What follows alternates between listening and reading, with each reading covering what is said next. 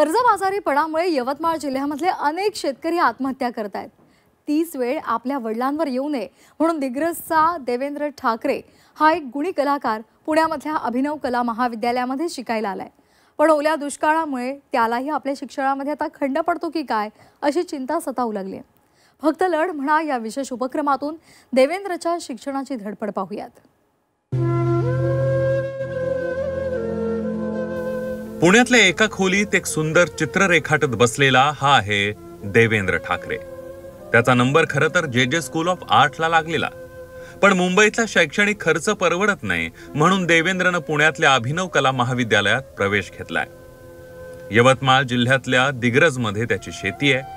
शेतीतील मिळणाऱ्या उत्पन्नातून त्याला कुटुंबियांकडून शिक्षणासाठी पैसे येतात।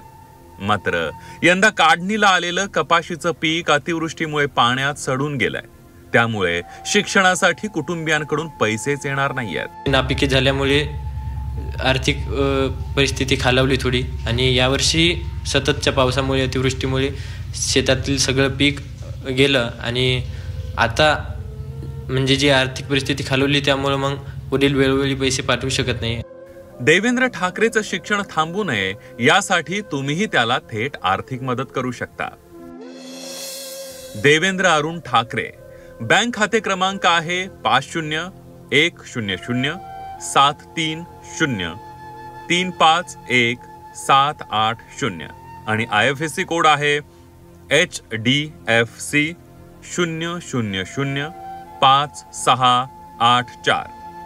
HDFC बँक शाखा दिग्रस आणि जीपे क्रमांक आहे 9373690465। तुमच्या आर्थिक मदतीमुळे देवेंद्रचं शिक्षण सुरू राहण्यास मदत होणार आहे, त्यामुळे त्याला सढळ हातानं मदतीसाठी पुढे या। कॅमेरामन नितीन सांडभोरसह चंद्रकांत फुंदे, झी 24 तास, पुणे।